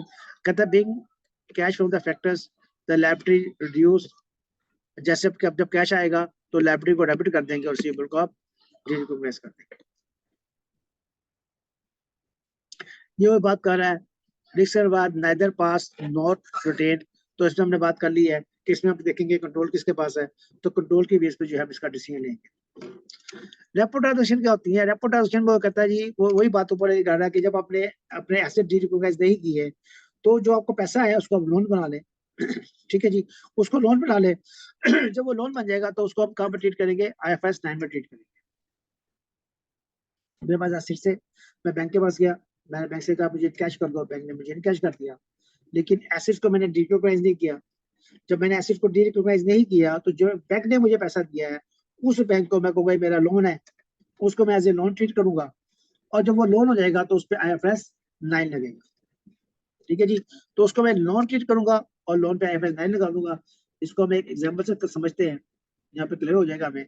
हमने क्या किया, एक्स लिमिटेड सोल्ड इन्वेस्टमेंट्स 1050%। आपने एक बॉन्ड है, ठीक है जी, उस बॉन्ड की वैल्यू कितनी है, इनिशियल वैल्यू कितनी है उसकी, उसकी जो पार वैल्यू है 100,000 है, और उस पर 15% आपको इंटरेस्ट मिलता है। 15% का बॉन्ड है। बुक्स में उसकी वैल्यू कितनी आ रही है, उसकी एमोर्टाइज वैल्यू जो है आज जो है 103 आ रही है, 1,03,000 आ रही है। उसकी पार वैल्यू 1 लाख है, मेरी बुक में उसकी वैल्यू जो है वो आज 1,03,000 आ रही है, इंटरेस्ट वगैरह लगे हुए। मैंने उसको सोल्ड कर दिया 1,10,000 का, मैंने 10,000 का बिक गया, राइट जी। और मैंने कहा जी उसको क्या किया, simultaneously enter to the contract to buy back at 20%, 20% में उसको बाय बैक कर लूँ। The investment had effective IR कितना, उसका IR जो है उसका 18% है। तो मैंने हमने क्या बात की थी, IR जो होता है वो आपका एक्सपेंस आउट होता है, ये आपकी इनकम बनती है, और जो आपने पे करना है ये आपकी कैश पेमेंट होती है। 15% आपको कैश पेमेंट है, ये 20% जो आपकी कैश पेमेंट है, ये कैश रिसीट। पीएनएल को जो चार्ज होगा वो आपका IRR ही चार्ज होगा। अगर एसेट है तो इनकम है, अगर लायबिलिटी तो आपका एक्सपेंस, राइट जी। अब एंट्री क्या पास होगी, सबसे पहले आपने क्या किया, आपने को पास कैश आया 1 लाख, 1,10,000 का सेल किया ना इसको यहाँ पे, तो इतना कैश आएगा, उस कैश को डेबिट करके आप क्या करेंगे, एसेट तो आपने रिकॉग्नाइज नहीं किया, तो आप एक लायबिलिटी जनरेट कर लेंगे। ये लायबिलिटी जो है वो कहता है ये लोन है, और इस लोन को आपने IFRS 9 में ट्रीट करना है। एसेट तो आपका अपनी जगह पड़ा हुआ है, जो कैश है उसको लोन में कन्वर्ट करना है। तो पहले ईयर में क्या होगा, वो कहते हैं पहले ईयर में क्या होगा, आप देखें कि आपने लायबिलिटी जो आपकी इंक्रीज होगी, जो आपकी कैश पेमेंट होगी 15% से, ये आपकी है 15% से, तो ये आपकी, इससे आपकी लायबिलिटी में इंक्रीज हो रहा है, लायबिलिटी कम कम हो रही है, आप कैश पेमेंट कर रहे हैं इंटरेस्ट का। और आपने जो IRR लिया हुआ है, आपकी जो IRR है आपका एसेट पे है, वो आपकी इनकम बनेगी एक्चुअली, तो ये आपका सादा इनकम में चला गया, क्रेडिट हो गया। ठीक है ना जी, हमने ये बात की थी ना, जो IRR होगा वो P&L में जाएगा, तो ये IRR जो 15% है, 15% किसका, आपका ओरिजिनल वैल्यू का। ठीक है जी, आपकी वैल्यू कितनी है, 1,03,000 आपकी बुक वैल्यू, तो उसका 15% आपकी इनकम बन जाएगा, वो आपका P&L को हिट कर देगा, तो ये आपकी P&L की फिगर है। और आपने पे कितना करना है, इंटरेस्ट जो है आपको वो 15% है, उससे आपकी लायबिलिटी कम हो जाएगी। जब इंटरेस्ट पे करेंगे लायबिलिटी कम हो जाएगी, एमोर्टाइज कॉस्ट मेथड है। ठीक है, अगर वो टेबल ऑफ एग्जाम में लेके आए कि आपने, आपकी पेमेंट कितनी आ रही है, कैश इंटरेस्ट की पेमेंट कितनी आ रही है, आपका IRR कितना आ रहा है, IRR P&L में जा रहा है, और जो पेमेंट हो रही है उससे आपकी लायबिलिटी कम हो रही है। ठीक है, जब नया बनाया था, ये देखें, तो यहाँ पे ये जो पेमेंट हो रही है ये 15% है, और ये 18% है, और ये किस पे निकलता है 18%, आपके क्लोजिंग बैलेंस पे, जो आपका क्लोजिंग बैलेंस आ रहा है उसके ऊपर 18% निकलता है।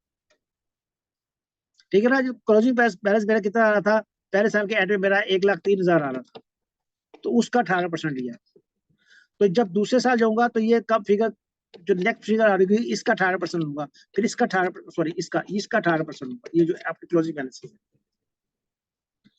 ये 18% मेरा P&L में जा रहा है, और ये जो मैं पे कर रहा हूँ ये मेरा, इससे मेरी लायबिलिटी जो है या मेरा एसेट जो है वो कम हो रहा है। तो यहाँ पे वही बात कर रहा है आपसे, उसने कहा जी इससे आपकी लायबिलिटी, ये लायबिलिटी थी आपकी, इस लायबिलिटी को मैंने पेमेंट से कम किया और P&L से उसको इंक्रीज कर लिया,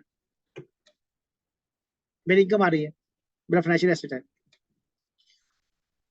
उसके बाद क्या हुआ जी, उसके बाद मैंने कहा जनाब आपको जो इंटरेस्ट एक्सपेंस है वो मैं 20% में उसको बाय बैक करूंगा, और लायबिलिटी को मैं इंक्रीज कर लूंगा। ठीक है जी, मैंने साथ ही बाय बैक का कॉन्ट्रैक्ट भी किया आपसे। अब अगर इसका फ्लो में देखूं तो मैंने कहा आज की वैल्यू ये थी, इस वैल्यू से क्या हुआ, एक लायबिलिटी जनरेट हुई, ये मेरा एसेट है, ये फाइनेंशियल लायबिलिटी है। तो जो मेरे पास कैश आया उसको मैंने कन्वर्ट कर दिया फाइनेंशियल लायबिलिटी में। इस लायबिलिटी में मुझे इतना इंटरेस्ट पे करना है 15%। मेरे मेरी इनकम कितनी है, ये है। बैलेंस कहाँ जाएगा, बैलेंस मेरे एसेट में चला जाएगा, एसेट इंक्रीज हो जाएंगे। और नेक्स्ट में क्या करूंगा, मैं इस पे इंटरेस्ट पे करूंगा, उससे ही काम हो गया, ये मेरा क्लोजिंग बैलेंस आ जाएगा। अब नेक्स्ट ईयर जो मैंने काम करना है वो सारा काम इस पे करना है। इस साल मैंने किस पे काम किया था, मैंने 103 पे काम किया था। ठीक है जी, ये काम, अब ये काम जो है ये मुझे 117 पे करना है सेकेंड ईयर में। अब सेकेंड ईयर आप जाए देखें तो यहाँ पे जो है ये 20% किसका होगा, ये इसका होगा। ठीक है जी, ये पार वैल्यू का होगा, और ये जो फिगर निकलेगी ये भी इस पे निकलेगी। राइट जी, तो सेम एंट्री इस साल पावर पास हो जाएगी, और आपका फाइनल सेटलमेंट में जो है आपकी दूसरे सेकंड ईयर पे जो आपकी जो लाइबिलिटी सेटल होगी, तो फाइनल पेमेंट जो है आपकी 125 कैसे बना, ये उसने यहाँ पे आपको सेकंड ईयर का बता दिया कि मेरा 125 कैसे बना। इसको आप लेके गए, इसमें इंटरेस्ट जो आपने पे किया है वो खत्म कर दिया इससे, और जो आपने अभी पे नहीं किया उससे आपने इसको इंक्रीज कर दिया, तो आपका नेट बैलेंस आ। ठीक है जी, तो सिंपल लोन का ट्रीटमेंट आपने करना है, आपने अमोर्टाइजेशन स्केड्यूल बना लेंगे इसका, तो ये आपका क्लियर हो जाएगा। अब फाइनेंशियल लायबिलिटी को कैसे रिकॉग्नाइज करना है आपने, फाइनेंशियल लायबिलिटी और part of the financial liability is recognised when and only when it is extinguished. Integration कैसे होगी, या तो डिस्चार्ज हो जाए, पैसे मिल गए आपको, आपने कैंसिल कर दिया या आपको एक्सपायर हो गया, टाइम बाउंड हो गया, तो अगर तीनों से कोई भी इवेंट होगा आपका, तो फाइनेंशियल लायबिलिटी को जो है वहां से आप अपनी बुक से निकाल देंगे। मॉडिफिकेशन, रिस्ट्रक्चरिंग हो जाती है, तो आपने क्या करना है, वो सिंपल मैंने आपको बताया था। अब यहाँ पे इसी को दोबारा आते हैं यहाँ पे, तो रिस्ट्रक्चरिंग होगी इसकी, किसी टाइम पे रिस्ट्रक्चरिंग आपने कर दी, तो जब भी रिस्ट्रक्चरिंग होगी तो ये वाला ये जो चीज है ना आपका, ये भी चेंज हो जाएगी। अब स्टैंडर्ड क्या कहता है, स्टैंडर्ड कहता है यार देखो, रिस्ट्रक्चरिंग जब आप कर रहे हो तो पहले आपने देखना है कि आज आपकी बुक वैल्यू क्या है। अब अगर सपोज करूं, मैं यहाँ पे इसी एग्जांपल में सपोज करता हूँ कि मैंने यहाँ पे रिस्ट्रक्चरिंग करनी है, इस तीसरे साल में मुझे रिस्ट्रक्चरिंग करनी है। अभी मैंने देखा कि लोन जो था मेरे पास, 1 मिलियन का जो मैंने लोन लिया था, उसकी आज की वैल्यू जो है वो मेरा, सपोज कर ले कि अमोर्टाइजेशन शेड्यूल चल रहा है, तो यहाँ पे इसकी वैल्यू जो है वो 1200 आ रही है, मैं पे नहीं कर रहा। तो बैंक क्या होगा, बैंक क्या करेगा, बैंक कहेगा यार ऐसा करो कि at the end of the year मुझे इतना पैसे दे दो, और इंटरेस्ट जो है मैं नहीं लेता। ठीक है, क्योंकि आपके पास देने के लिए पैसे ही नहीं है, इंटरेस्ट कहाँ से दोगे, तो चलो ऐसे करते हैं, इसको 3 साल तक और बढ़ाते हैं, और 3 साल के बाद आप मुझे इतने लमसम पैसे दे देना, या इसको थोड़ा सा डिक्रीज कर दो, इतना आज ड्यू हो रहा है तो आप मुझे 1.5 मिलियन दे देना, क्योंकि भैया आप तो इंटरेस्ट दे नहीं पा रहे, तो हो सकता है 3 साल के बाद आपके हालात ठीक हो जाएंगे, तो आप मुझे 1.5 लमसम दे देना, इंटरेस्ट मुझे मत दो। अब स्टैंडर्ड कहता है कि आप क्या करें, एक आपको बुक वैल्यू आज पता है, एक बुक वैल्यू आपके पास है टुडे, आपका जब आप जिस सेक्शन कर रहे हैं आज, आपको आपकी बुक्स पे एक वैल्यू आ रही है, और एक वैल्यू बैंक ने आपको दे दी कि मुझे पे कर देना 3 साल 2 साल के बाद। तो वो कहता है कि इस वैल्यू को, इसको यहाँ पे ले आओ, आज की डेट पे ले आओ, इसकी प्रेजेंट वैल्यू निकाल लो, किस रेट पे, इसी रेट पे निकालो। ठीक है जी, वो कहता है वो जो आपने रिस्केड्यूल आपने किया है, जो आपने अमाउंट आज से 2 साल बाद पे करनी है, उसकी आज की वैल्यू निकालो, किस रेट पे निकालो, इसी रेट पे निकालो जो आपके पास अभी एग्जिस्टिंग, जो आपके पास IRR चल रहा है। आपने कहा मेरी जो आज की बुक वैल्यू है, मेरी आज की बुक वैल्यू जो है वो 1000000 है, और जब मैं इसकी प्रेजेंट वैल्यू निकालता हूँ, इसकी प्रेजेंट वैल्यू कितनी निकलती है, वो आज की प्रेजेंट वैल्यू 150 निकलती है।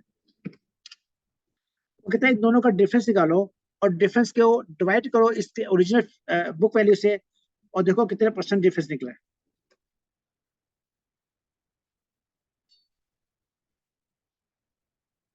ठीक है जी। तो आप क्या करेंगे, आप प्रेजेंट वैल्यू लेके आएंगे।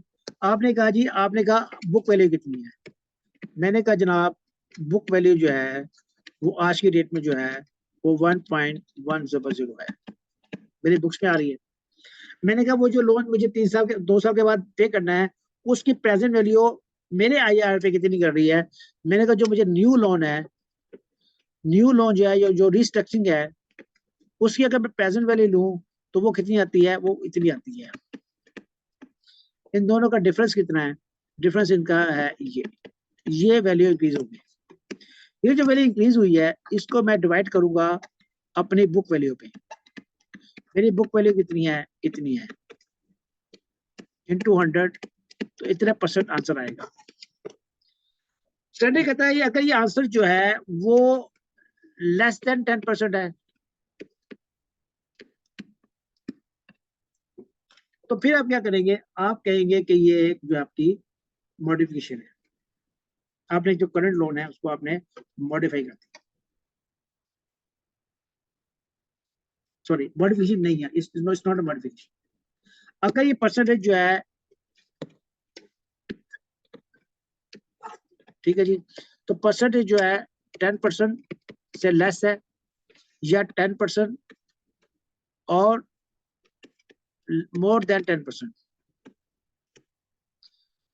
तो यहाँ पे वो कहता है कि यहाँ पे जो है ये लोन जो है आपका मॉडिफाई हो गया। अब पिछले लोन को खत्म कर दें, आप डी रिकॉग्नाइज करते हैं एग्जिस्टिंग लायबिलिटी, एग्जिस्टिंग लोन, और एक न्यू जनरेट करने, नया लोन जो है आप जनरेट करने।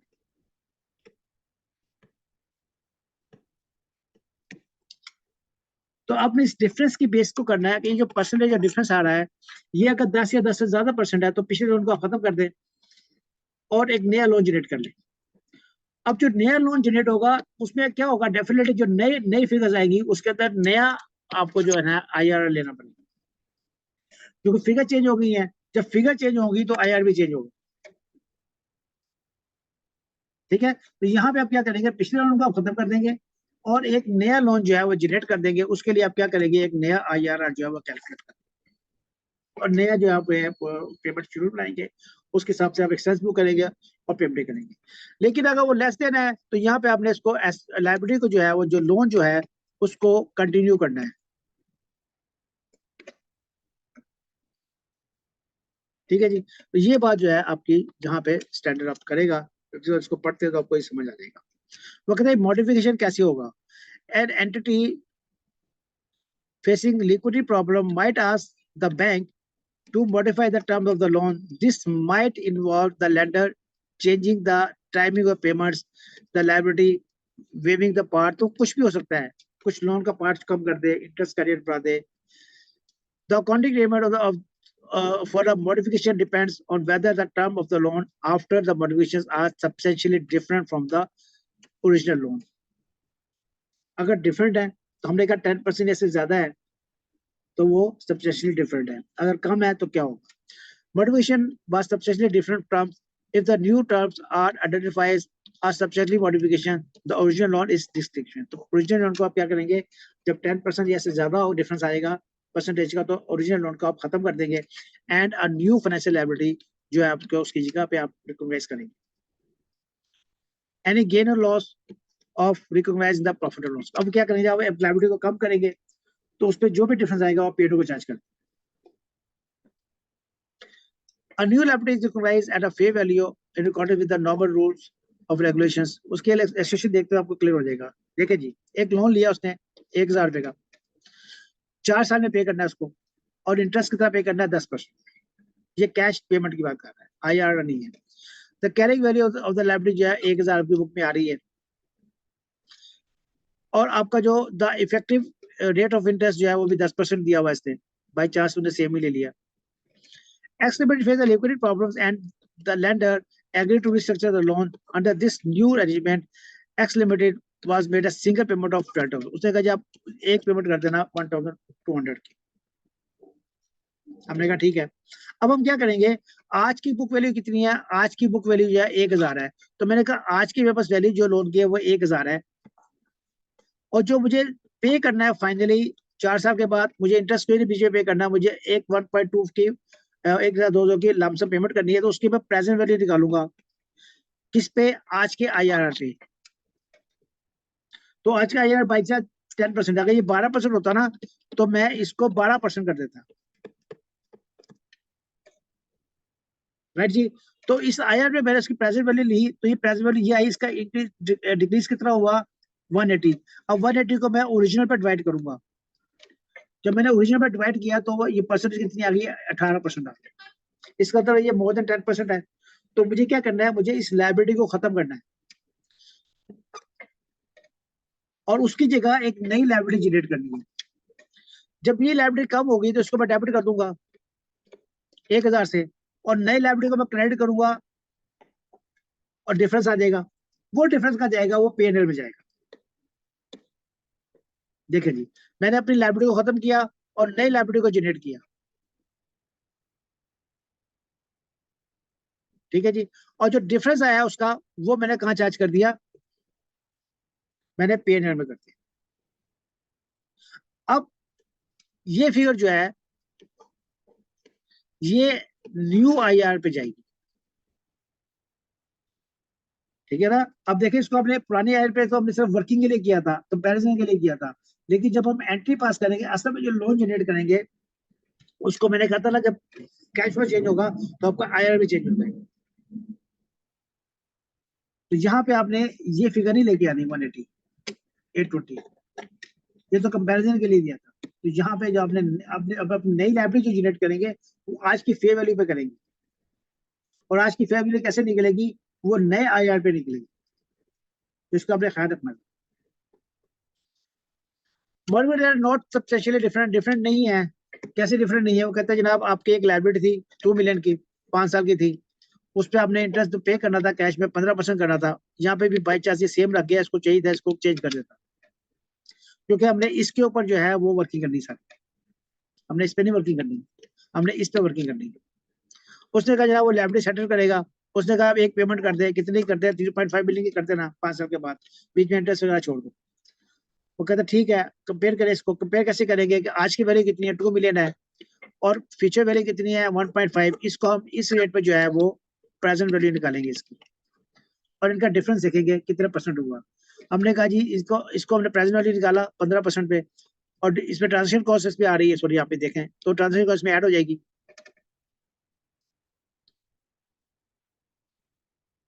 फीस आपने पे की है आपने लाइबिलिटी रिवाइज करने पे। अब ये जो वैल्यू है, इस वैल्यू का कंपैरिजन कितना हुआ, ये डिफरेंस आया, इस डिफरेंस को हम इस पे डिवाइड करेंगे तो आपकी एक परसेंटेज आ जाएगी। अब ये परसेंटेज जो 8 से जो 10 से कम है, तो इसका मतलब क्या हुआ कि आपकी लाइबिलिटी जो है, जो आपकी लाइबिलिटी ये 2 मिलियन पड़ी हुई है, इसको हम जो है वो डी रिकॉग्नाइज नहीं करेंगे, इसको कंटिन्यू करेंगे, राइट जी। अब क्या हो गया, आपका कैश फ्लो चेंज हो गया। अब आपको एंड पे क्या देना है, ये देना है, तो आपको आपको जो इमरजेंसी स्केड्यूल है वो दोबारा बनाना पड़ेगा नए IRR पे, और उसके हिसाब से आप एंट्रीज पास करेंगे। और यहाँ पे आप क्योंकि आपकी लाइबिलिटी खत्म नहीं हुई है, डी रिकॉग्नाइज नहीं हुई है, तो प्रॉफिट लॉस में कुछ नहीं जाएगा। जितना आपका डिफरेंस है, ये जो डिफरेंस आपने ऊपर P&L को चार्ज किया था ना, ये वाला, अभी जो डिफरेंस है ये किसको चार्ज हो जाएगा, ये लाइब्रेरी को चार्ज हो जाएगा। जब लाइब्रेरी डिजिटलाइज नहीं हुई है तो P&L में कुछ नहीं जाएगा। अभी सेट में जो डिफरेंस आएगा, उस डिफरेंस को आप कहाँ चार्ज करेंगे, हम उसको P&L में चार्ज करते हैं, ठीक है जी। तो यहाँ पे सबसे पहले आपको IRR चाहिए, तो यहाँ पे उसने आपको IRR की कैलकुलेशन करके दी है कि आपको नया IRR जो है उस पर बना। अब ये 15% है, उसकी जगह आप क्या करेंगे, आप 13% इस्तेमाल करेंगे, क्योंकि कैश फ्लो चेंज हो गया, कैश फ्लो चेंज होगा तो IRR चेंज हो जाएगा। इसकी बेस पे आप जो है नई नई वर्किंग करके नई आप जो है उसकी वर्किंग निकालेंगे, और उस नई वर्किंग को जो है आप क्या करेंगे, डिफरेंस नहीं आएगा इसमें। डिफरेंस क्यों नहीं आएगा, जो डिफरेंस आएगा वो आप लाइब्रेरी में ऐड करेंगे, ठीक है जी। The term of the original loans have not been substantially modified, तो वो कहते हैं मॉडिफिकेशन हुई नहीं है आपकी, क्योंकि ये लेस देन 10% था, राइट जी।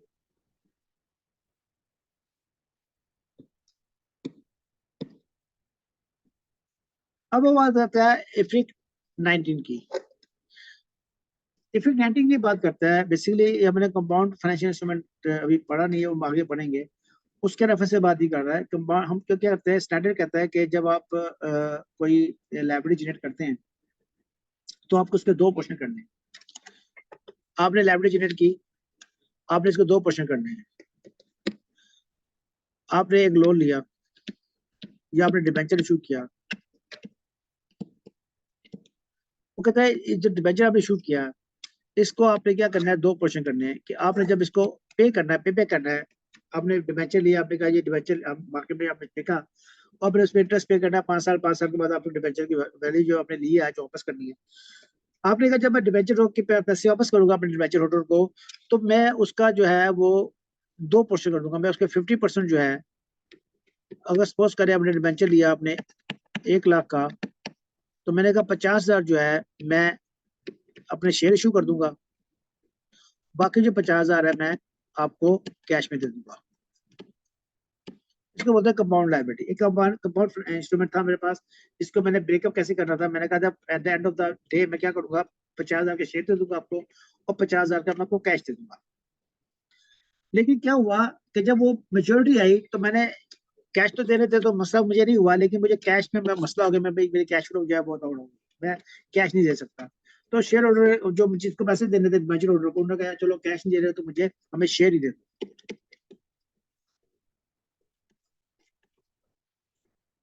अब इफ्रीक बीच में आया, इफ्रीक ने कहा जो शेयर इशू करोगे तुम यहाँ पे इस कैश के बदले, तो इसकी जो कैश जो पेमेंट होगी इसकी फेयर वैल्यू क्या होगी, इस वैल्यू पे शेयर इशू करो। बस ये जो है आपको इफ्रीक जो है एक्सप्लेन करेंगे। वो कहता है दो चांस हो सकते हैं, आपने एंट्री क्या पास करनी है। आपने सबसे पहले क्या करना है, आपने इक्विटी को क्रेडिट करना है। आपने लायबिलिटी को खत्म करना है। आपने कहा जी मैंने 50,000 कैश दे रहा था, मेरा कैश नहीं दे रहा, तो लायबिलिटी को 50,000 से डेबिट कर देंगे। अब वो कहता है आप देखें कि आपको इक्विटी को कितने से क्रेडिट करना है आपको। आपने कहा देखो इसका इक्विटी में क्यों लिख रहा हूँ, इसके अंदर दो चीजें हैं। इसके अंदर एक क्या है, एक आपका शेयर कैपिटल है, ठीक है जी। दूसरा क्या है, शेयर प्रीमियम है या सिक्योरिटी प्रीमियम। तो आपने कहा जी मेरा क्या शेयर जो है वो तो 10 रुपए का ही है, तो अगर आपने 1,000 शेयर इशू कर दिया है तो 10 रुपए के हिसाब से 10,000 हो गया। लेकिन अगर इसकी मार्केट वैल्यू जो है वो 30,000 है, तो 20,000 कहाँ चला जाएगा, वो आपका शेयर प्रीमियम चला जाएगा। तो टोटल इक्विटी कितने से हो जाएगी आपकी, 30,000 से हो जाएगी क्रेडिट। ठीक हो गया जी। तो ये आपने फेयर वैल्यू किसकी निकाली, ये आपकी पहली ऑप्शन थी, ये ऑप्शन नंबर 1 थी। एफरी क्या कहता है कि आपने सबसे पहले क्या करना है, आपने लायबिलिटी को डेबिट कर देना है, वो तो डेबिट होगी। लेकिन जो आपने अपने इक्विटी बुक करनी है वो आपने करनी है अपनी आपकी इक्विटी की मार्केट वैल्यू। तो मैंने कहा मेरी मार्केट वैल्यू जो है, मैं जो शेयर इशू कर रहा हूँ वो 30,000 है, जिसमें से पार वैल्यू जो है वो बुक वैल्यू जो एसेट्स की फेस वैल्यू जो है वो 10,000 है, बाकी जो है वो प्रीमियम का है। तो 30,000 क्रेडिट हो गया। अब डिफरेंस कितना आया, डिफरेंस आया 20,000। तो वही कहता है 20,000 कहाँ चार्ज कर दिया आप, प्रॉफिट एंड लॉस में चार्ज, क्योंकि लाइबिलिटी डिस्चार्ज हो रही है। जब लाइबिलिटी डिस्चार्ज होती है तब पीएनएल भी फेस पे आता है। ये आपकी ऑप्शन नंबर 1 है एप्लीकेशन। ऑप्शन नंबर 2 क्या है, वो कहता है दूसरी ऑप्शन क्या है, आपकी लाइबिलिटी जो डिस्चार्ज हो रही है वो तो डिस्चार्ज हो रही है 50,000 से, टू इक्विटी क्या है। अब इक्विटी पे मार्केट वैल्यू लेनी है, इसकी मार्केट वैल्यू मैं कैलकुलेट नहीं कर सकता, मुझे नहीं मिल सकती। वो कहता कोई मसला नहीं, मार्केट वैल्यू कैलकुलेट नहीं हो रही तो आप लाइबिलिटी की फेयर वैल्यू निकालो, फेयर वैल्यू ऑफ लाइबिलिटी। आपने कहा फेयर वैल्यू ऑफ लाइबिलिटी जो है वो 40,000 है, तो कहता है 40,000 से इक्विटी को डेबिट कर दो। ठीक है, वो आगे उसका ब्रेकअप तो आप करेंगे शेयर कैपिटल शेयर प्रीमियम में। तो आपने कहा ये मेरा जो है 40,000 आ गया। अब वो कहता है जो डिफरेंस आया वो आप पेड को चार्ज करें। तो ये आपके ऑप्शन नंबर 2 थी कि अगर आपको शेयर्स की वैल्यू नहीं पता तो आप लाइबिलिटी की फेयर वैल्यू निकाल के उस पर आप शेयर बुक करें। तो ये दो ऑप्शन शेयर में दी हैं। तीसरी ऑप्शन इसके अंदर ये है, वो जनरल है कि अगर आपको ये दोनों चीजें नहीं पता तो कैरिंग वैल्यू जितनी है उतने ही आप शेयर इशू कर दें। वो ऑप्शन नंबर 3 है, लेकिन स्टैंडर्ड इसमें इफेक्ट में नहीं दी, ऐसे दो चीजें डिस्कस की। ठीक है जी। तो ये सारा इसमें सारी कहानी लिखी हुई है, ये आप पढ़ लीजिएगा। इसके इलस्ट्रेशन आप देख सकते हैं। कहता है जनाब, X limited issued 50 million 6% loan in negotiate with the lender and extinguishment of the डेब्ट to issue of equity instrument. तो वो उसने कहा मैं इक्विटी इंस्ट्रूमेंट इशू करूंगा, मैंने कैश देना था, लेकिन मैंने बाद में सेटलमेंट कर ली कि मैं आपको इक्विटी इंस्ट्रूमेंट जो है जिसकी फेयर वैल्यू 48,000 है, तो आपने इक्विटी इशू कर दी 48,000 से। आगे आपने इसका ब्रेकअप करना है शेयर कैपिटल में और शेयर प्रीमियम में। ठीक है जी, वो आप कर लेंगे जब आपका शेयर। तो दोनों मिला के इक्विटी हो गया। जो डिफरेंस आपका आया, इतने से लाइबिलिटी डिस्चार्ज हुई, इतनी आपकी लाइबिलिटी थी 50 मिलियन की, पे आपने किया 48, तो 2 मिलियन जो है आपका बच गया। ये बच के कहा गया है आपका, ये आपका प्रॉफिट एंड लॉस में चला गया। ठीक है जी। तो ये आपकी इफेक्ट थी। दूसरा उसने आपको इफेक्ट दिया, उसने कहा अगर आपको नहीं पता, बोरो आपने 25 मिलियन किया 10 साल के लिए, रिडम्पशन वैल्यू कितनी है, 3 मिलियन है, IRR कितना उसका, कितना है, इंटरेस्ट ये कैश पे करना है और ये P&L में जाएगा। ठीक है जी। अब क्या हुआ, x limited fallen into financial difficulties and renegotiate the term of the loan. Lender ने क्या किया कि आपने 55 मिलियन जो है, एक्सटेंशन कितनी है 55% उसको आपको रिस्ट्रिक्ट कर दिया, loan in exchange of equity. उन्होंने कहा जी इक्विटी से इसको आप खत्म कर दें 55%। The term of the agreement was settled, shares to be issued, आपने कितने के शेयर इशू करने हैं, 17 मिलियन के। कंसिडरेशन एक्सटेंशन 55% कितनी है, 50% ये है, किसका, इसका 55।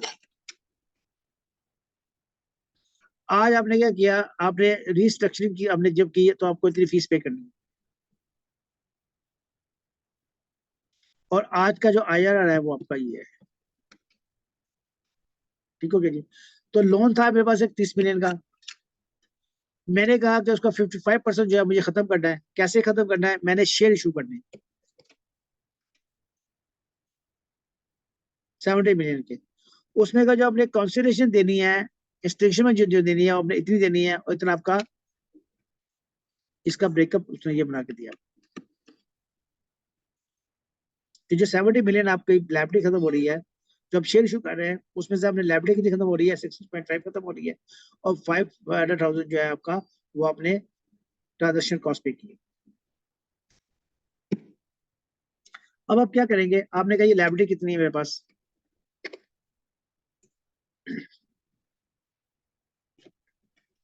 ठीक है जी, face value of the liability कितने पे रिडीम होगी, कितने पे रिडीम होगी। ठीक हो गई। अभी आपने क्या किया, आप उसमें से जो टोटल लाइबिलिटी आपकी है 10 साल की है, ठीक है जी, ये आपका बेसिकली रिडम्पशन जो है 10 साल का है, ठीक है ना, 10 ईयर्स का है। तो यहाँ पे आपने क्या किया, ये 5 साल का शेड्यूल आपने बनाया, 5 साल के बाद आप इसको रिडीम कर रहे हैं, तो 5 साल तक आपकी कैरी वैल्यू ये आ गई। ये आपका इंटरेस्ट आ रहा है जो आप पे कर रहे हैं, इंटरेस्ट कितने पे कर रहे हैं हम, कूपन 12%, तो ये 12% से आ रहा है आपका, और IRR कितना है आपका 13.5%, 13.0, तो ये आपका 13.08% आ रहा है, एक्सपेंस P&L में जा रहा है। ये आपकी कैश पेमेंट हो रही है, ये आपका P&L में जा रहा है। राइट जी, इतना आपने लोन लिया आज, और इसको 10 साल पे इसकी वैल्यू जो है वो 3 मिलियन होगी, 30 मिलियन होगी सॉरी। आज हम बैठे हुए, हमने कहा यार जो आज जो है इस लाइबिलिटी का 55% जो है हमने आज स्टैब्लिश करना है, और बाकी जो है हम कंटिन्यू करेंगे। तो लाइबिलिटी कितने से डिस्चार्ज होगी, लाइबिलिटी इससे डिस्चार्ज होगी। ठीक है जी। तो ये आप देखिए, लाइबिलिटी आपने डेबिट कर दी, ये फिगर से लाइबिलिटी आपने खत्म कर दी, क्योंकि इसको हम लाइबिलिटी को खत्म कर देंगे। इसके केस हमने इक्विटी कितना इशू किया, आपने इतना इक्विटी इशू किया, और ठीक है जी, ये आपने इक्विटी इशू किया, ये रहा। जो डिफरेंस आएगा वो सीधा प्रॉफिट एंड लॉस को ऐड कर देगा, क्योंकि लाइबिलिटी खत्म होगी। तो ये आपकी 55% की स्टेटमेंट होगी। अब आपके पास लाइबिलिटी कितनी रह गई बाकी, आपने कहा इतनी लाइबिलिटी बाकी रह गई मेरे पास, तो ये आपकी बैलेंस लाइबिलिटी आ गई।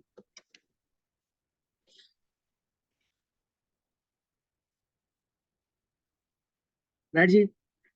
अब उसने कहा कि आपने 500,000 अभी पे किया और 330,000 का जो है आपने आज के रेट पे IRR पे इसको कन्वर्ट किया, तो उसकी प्रेजेंट वैल्यू आ गई अगले 5 साल में।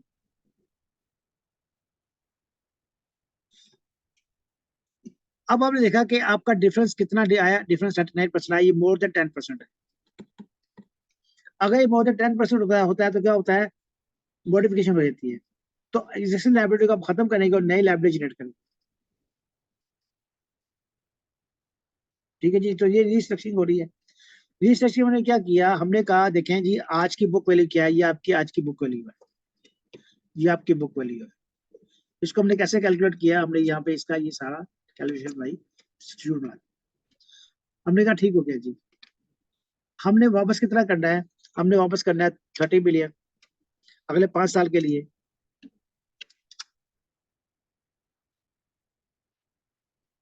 राइट, और आज जो हमने एक्स्ट्रा चार्जेस पे किए वो 500,000 है, जब हमने 55% को डिक्रीमेंट किया। तो यहाँ से हमारा जो डिफरेंस आया, वो हमने कहा इस डिफरेंस को हमने इस पे डिवाइड किया, डिफरेंस को हमने ओरिजिनल पे डिवाइड किया। तो जब ये 10% ज्यादा हो जाएगा तो हम क्या करेंगे, हम इस लाइबिलिटी को खत्म करेंगे। तो यहाँ पे हम लाइबिलिटी को खत्म कर दिया, डेबिट कर दिया, नई लाइबिलिटी जनरेट करेंगे और जो डिफरेंस आएगा उसको हम क्या करेंगे, P&L को चार्ज करेंगे। ठीक है, ये हमने इक्विटी इशू की हुई है, ऊपर नजर आता है। तो डिफरेंस आएगा, ये P&L को जाएगा हमारा।